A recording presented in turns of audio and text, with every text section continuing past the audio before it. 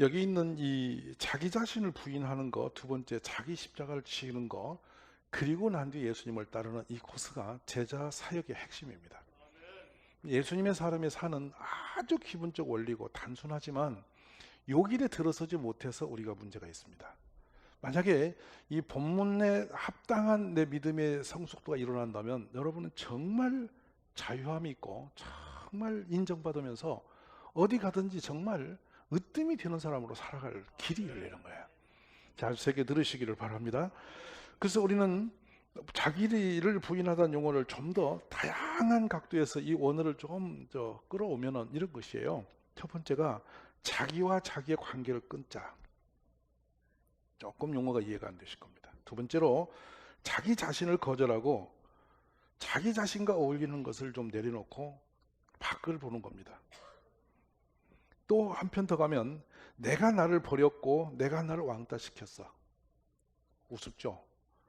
내가 나를 인정하지 않아 이거야. 근데 성숙된 성인들은 모두가 이 코스를 가졌어요. 내가 나를 너무 인정하는 거예요. 내 잘났잖아, 나 훌륭하잖아, 나 이만하면 어때서라고 자기를 자꾸 틀고 나와요. 어디 가서 사람을 만났을 때 여러분 그러죠. 내가 좀 아는 척 해야 인정받는 것 같고 내가 좀 잘났다는 박수를 받고 싶고 이래서 자꾸 말도 하고 뭐 과거 얘기도 꺼내고 대화를 많이 끌어내는데 그럴수록 여러분은 버림을 당합니다.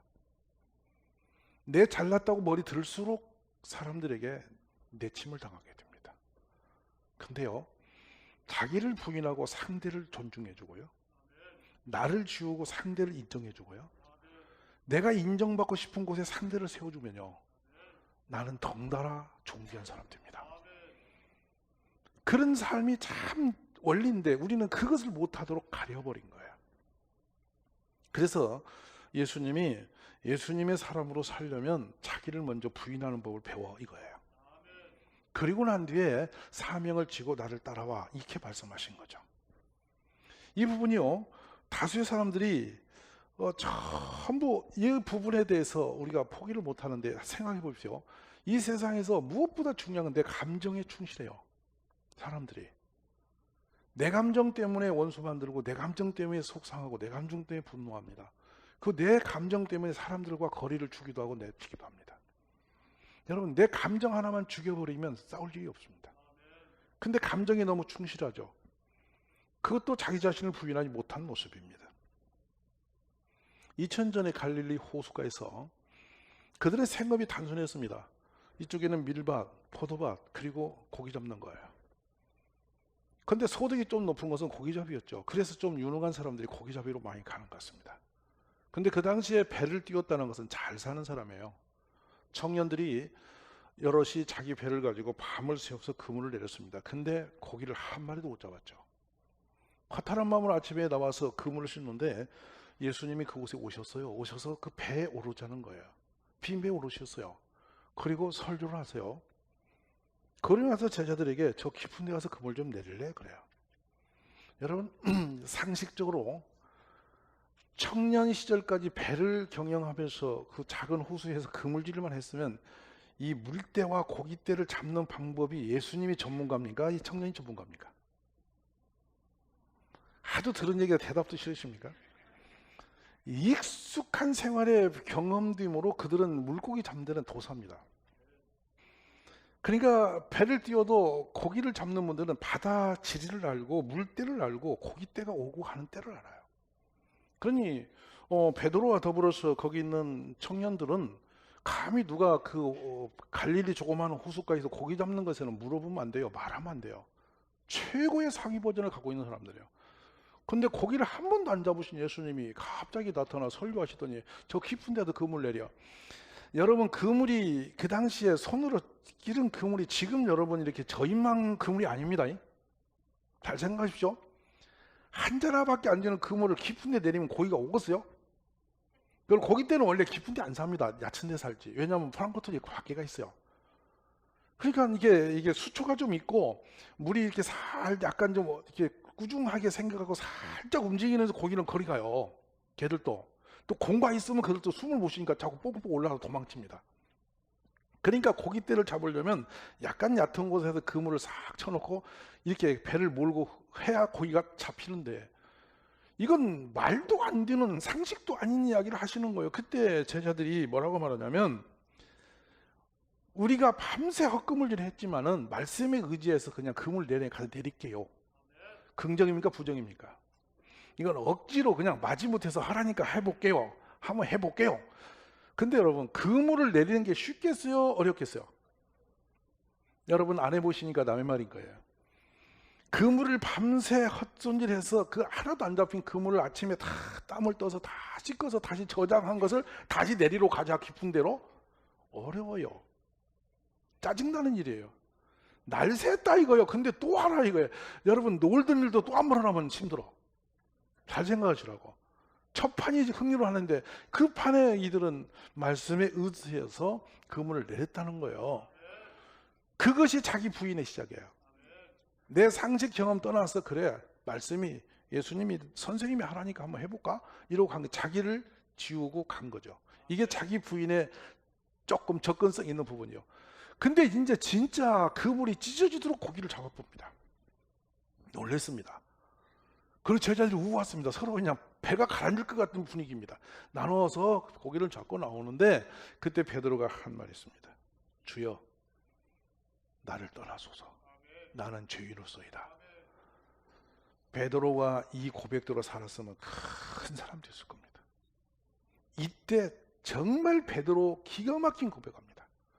베드로 사도가 2번 고백했는데 주는 그리스도시요 살아계신 하나님의 아들이십니다. 이 고백과 이 고백이 베드로다운 고백입니다. 예수님이 그 정도 되니까 데려갈 만큼 인정받는 고백인데 이날 했어요. 그러니까 주여 나는 죄인입니다. 쉽습니까? 혹시 여러분 지금까지 살아오면서 진짜로 나는 진짜 죄인이다. 길이 없다.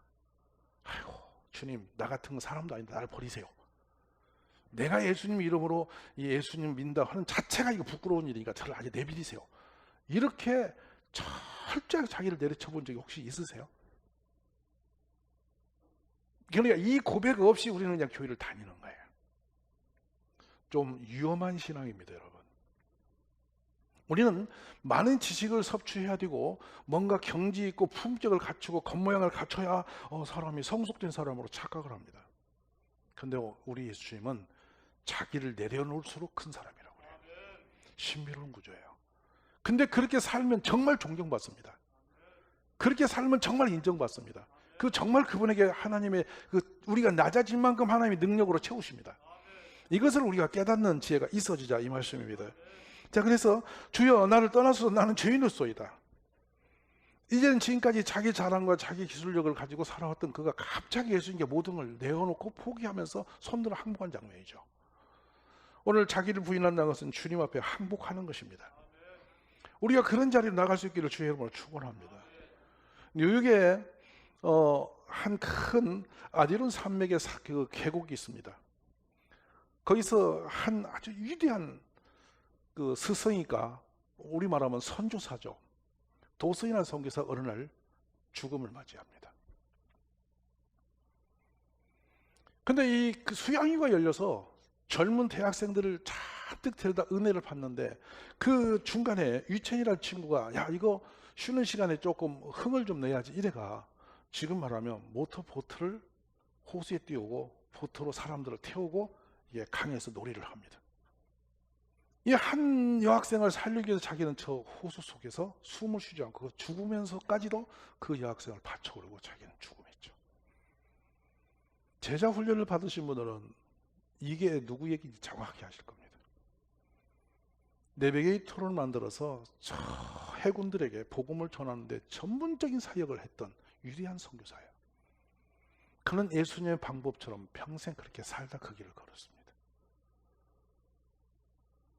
그 장면과 그 도슨 도르토맨의 그 책을 읽을 때마다 이 장면에서 우리는 그냥 거의 끝자락에 그 책이 기록되어 있는데 그 볼 때마다 가슴이 울컥합니다. 아 이분은 진짜인데 이게 예수 믿는 진짜 백인데 그분은 자기 자신이 살고자 하면서 완전히 자기를 부인하고 한 영혼을 살려낸 것이죠. 이런 부분이에요. 잘 기억해 보시기 바랍니다. 내가 지금 믿는 예수 그리스도 이 안에서 나의 삶을 지금 어느 길을 걷고 있는가 하는 것이죠. 자꾸만 내가 으뜸이 되고 싶고 박수받고 싶고 사람들에게 존중받고 싶고 자꾸 그런 생각이 들어가면 이것이 여러분 정말 으뜸이 되는 게 아니라 그것이 무너지는 길이에요. 내가 실패하는 길이라고요. 오늘 이 정서를 바꾸시는 지혜가 있기를 주의 이름으로 축원합니다. 사람이 미숙해지면 자기 중심으로 세상을 다 봅니다. 그런데 성숙되어지면 사람이 타인 중심으로 이 중심을 옮겨버리거든요. 자기 부인이라는 것이 얼마나 여러분 주변 사방의 행복도를 높이는 것인지 이해하셔야 됩니다. 나밖에 없는 인생과 사는 것은 지극히 불행하죠. 가정에서도 여러분 나를 좀 알아줘, 나 좀 인정해줘, 내가 누군데 이 생각이 들어가면 여러분 심각한 위기가 옵니다. 저는 늘 생각합니다. 나무꾼과 선녀를 비유할 때 누가 행복했을까? 상상해 보십시오. 평강공주가 온다고 누가 행복했을까? 잘 판단하십시오. 항상 우리가 내가 나무꾼이다 생각하면 절대 실패가 없습니다. 잘 기억하십시오. 남성 여러분, 여러분 나무꾼 되세요. 옆에 계신 분이 평강공주님이세요. 이해하시면 아멘. 이분이 선녀라고 생각하시라고. 이게 자기 부인이야. 이게 자기 부인의 모습이라고. 나는 아무것도 아닌 인생이야. 근데 참 당신은 귀한 분이야. 이게 여기서부터 이 기독교의 역사는 시작이 된다는 거예요. 할렐루야. 그랬더니 오늘 부인들이 또 나는 공주다 이러고 집에 와서 또 막 어허먹고 헤매면 안 됩니다. 이해하셨습니까? 아따 목사님 잘 만났지. 나는 공주야.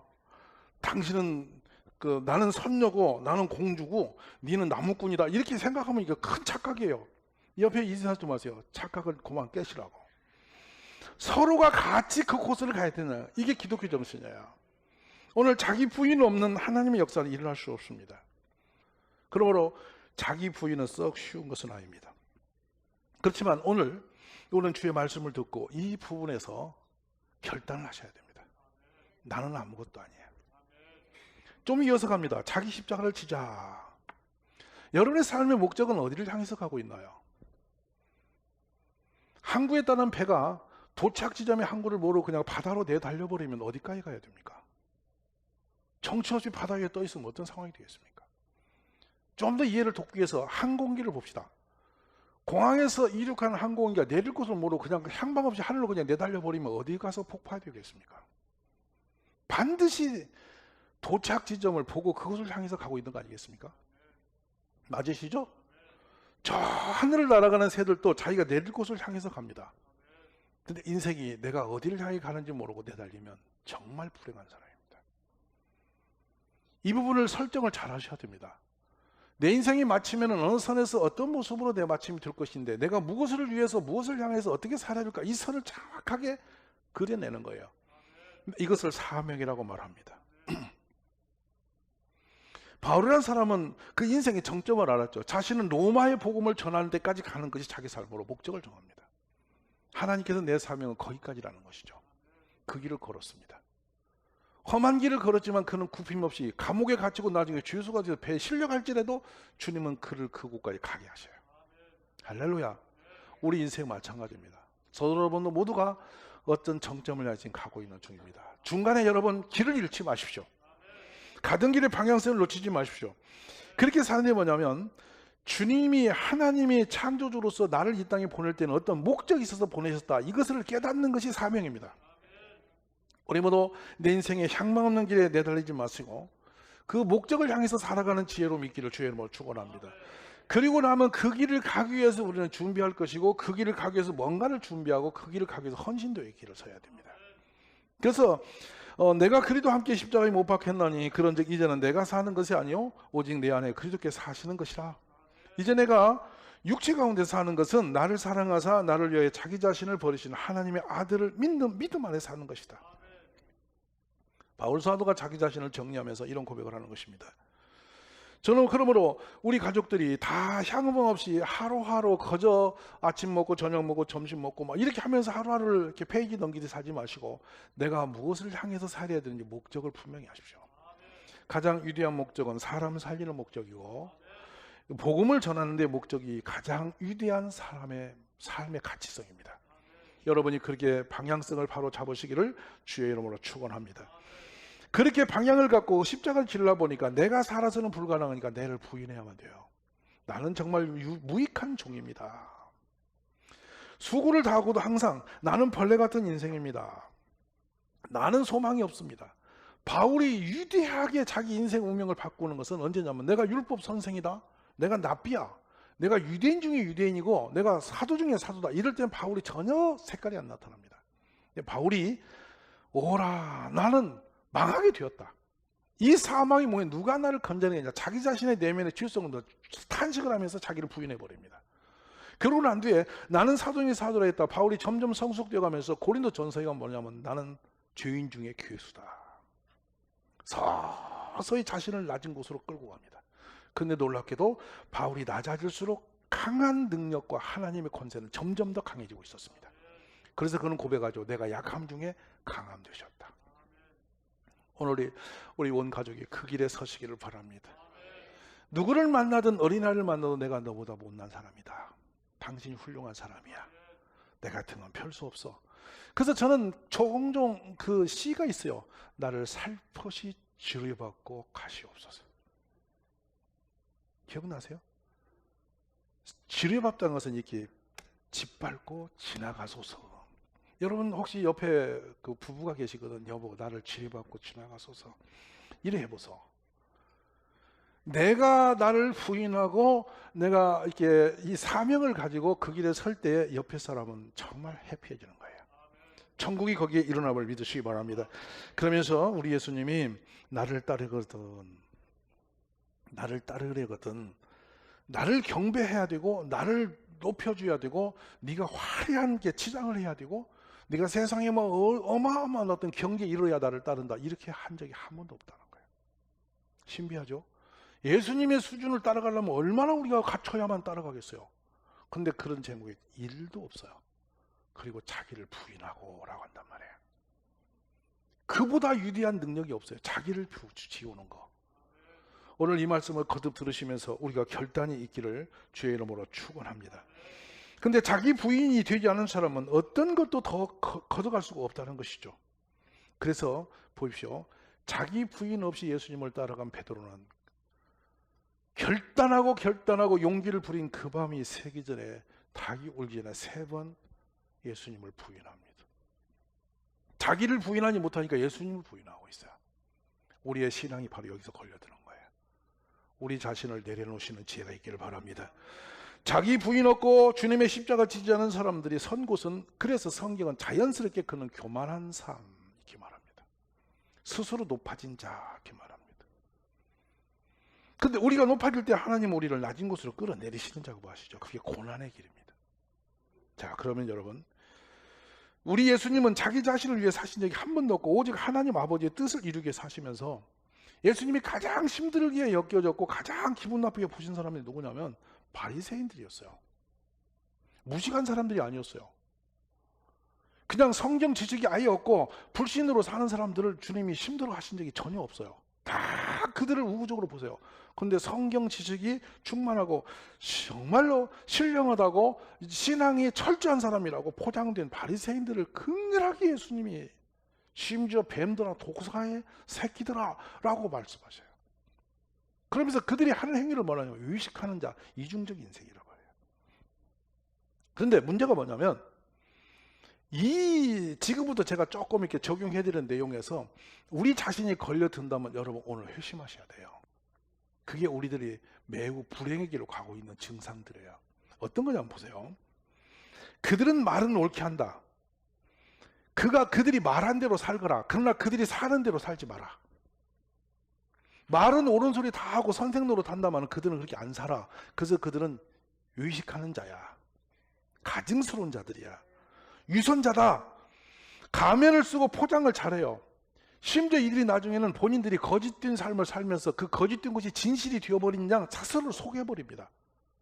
이야, 위험한 것입니다. 우리의 신앙이 진실해지기를 바랍니다. 포장하지 마시고 있는 대로 돌이키는 축복이 있기를 바랍니다. 자, 그래서 바리새인들의 위기가 뭡니까? 화일선저 의식하는 서기관과 바리새인들이요, 회칠한 무덤 같으니 겉으로는 아름답게 보이나 그 안에는 죽은 사람의 뼈와 모든 더러운 것이 가득하다. 그들의 모든 행위는 사람이 보이자 하나니 또 곧 그 경문 띠를 넓게 하며 옷을 길게 하고 율법학자들과 바리새파 사람들아, 너희 선자들에게 불행이 닥칠 것이다. 너희는 박하와 회왕과 근체 11조를 바치면서 율법 가운데 더 중요한 정의와 자비와 믿음은 저버렸다. 그러나 11조도 바치고 이것도 버리지 말았어야 했다. 우리 예수님은 정직함을 기대하십니다. 옳은 거. 근데 이 바리새인들은 내용이 다른 길을 걸었죠. 우리 신앙이 어떻게 무너지는지 아십니까? 한때는 은혜를 받습니다. 그 하나님 중심으로 살겠다는 선언도 하고 마음이 거기까지 가기도 합니다. 근데 어느 날 서서히 세상이 좋아 보일 때가 옵니다. 새방언을 말하고 밤새워 기도 없이 어떻게 사냐고 떠들던 사람이 어느 날 기도를 살살 내려놓고 기도 없이도 괜찮은 듯 살아갑니다. 슬쩍슬쩍 이제 세상과 타협을 하기 시작합니다. 형편이 점점 나아지니까 나도 멋 좀 부리고 싶고 놀이도 다니고 싶어지며 살살 꾀를 부리면서 하나님과 거리를 만들어가기 시작하죠. 제가 이런 표현에서 여러분 죄송하지만 이제 그때부터는 옷이 품질이 바뀌어지고 바르는 화장품 도수가 달라집니다. 살살 바꿔지죠. 제가 종종 이제 걱정하는 도수가 있습니다. 어린애들이 입술이 색깔이 진해질수록 저는 걱정이 높아져 갑니다. 뭔가 있어. 너 공부 들어가냐? 물어봅니다. 걔들은 공부해야 할 때 공부의 맛을 잃어버리면 겉으로 이렇게 색깔을 입히기 시작합니다. 옆에 계신 분의 색깔을 보시면 그분의 정체성이 드러납니다. 신비합니다. 저는 여러분들이 이게 예쁘게 하는 것을 제가 맞는 게 아니라 마음까지 그리 가면 위험하다는 것입니다. 예쁘게 하십시오. 뭣도 내십시오. 그러나 마음까지 세상으로 뺏기면 위험해지게 됩니다. 세상에 있는 모든 것이 또 육신의 정욕과 눈의 욕심과 삶에 대한 자랑은 모두 아버지께서 나온 것이 아니라 세상에서 온 것이다. 아멘입니까? 이 세상도 또 그것에 대한 욕망도 다 지나간다. 하나님의 뜻을 행하는 사람은 영원히 산다. 스스로 자신을 속이지 마라. 하나님은 결코 조롱당하지 않는다. 사람이 무엇을 심든지 심은 대로 거둔다. 자기 육체를 위해 심는 사람은 그 육체에서 썩을 걸 두고 성령님을 위해 사는 사람은 성령에게서 영원한 영생을 거둘 것이다. 할렐루야. 오늘 눈이 어두워져서 자기가 지금 보지 못하는 걸 보죠. 우리 주님밖에 보이지 않던 사람이 갑자기 세상이 보입니다. 세상의 즐거움이 보여집니다. 세상 사람들이 노는 것이 좋아져 보이기 시작합니다. 영의 눈은 어두워지고 세상의 눈이 열려가는 것입니다. 주님을 그토록 목마르던 그 사람이 어느 날 서서히 기도를 접어가면서 그것도 자연현상인 줄 착각을 합니다. 예수님이 그런 분에게 말씀합니다.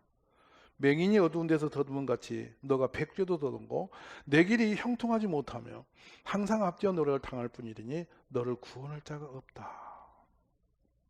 오늘 영적인 눈을 여시기 바랍니다. 여러분이 존귀한 사람 되기를 원하시는 분이 계시다면 오늘 자신을 낮추십시오. 나를 부인하십시오. 나는 형편없는 사람입니다. 당신은 훌륭한 사람입니다. 항상 이 믿음을 갖고 이 마음을 가면 여러분 놀라운 역사가 일어납니다.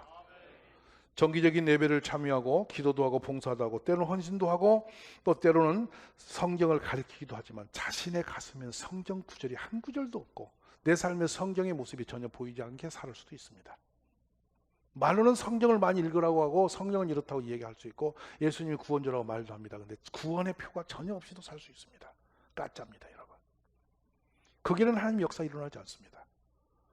우리 사랑하는 가족 여러분이 한 발짝 주님 곁으로 회복되는 축복이 있기를 바랍니다. 주님 앞에 다가와서 손해본 사람 없습니다. 주님이 주신 사명 지고 여러분 이 세상에서 불행한 사람 한 명도 없습니다. 내 육신대로 살지 마시고 영을 깨서 하나님 중심으로 삶을 바꾸시기 바랍니다. 오 주님, 저를 사용하시되 복음의 전사로 사용하소서. 주님, 제 기업을 사용하시되 영혼 살리는 기업으로 사용되게 하옵소서.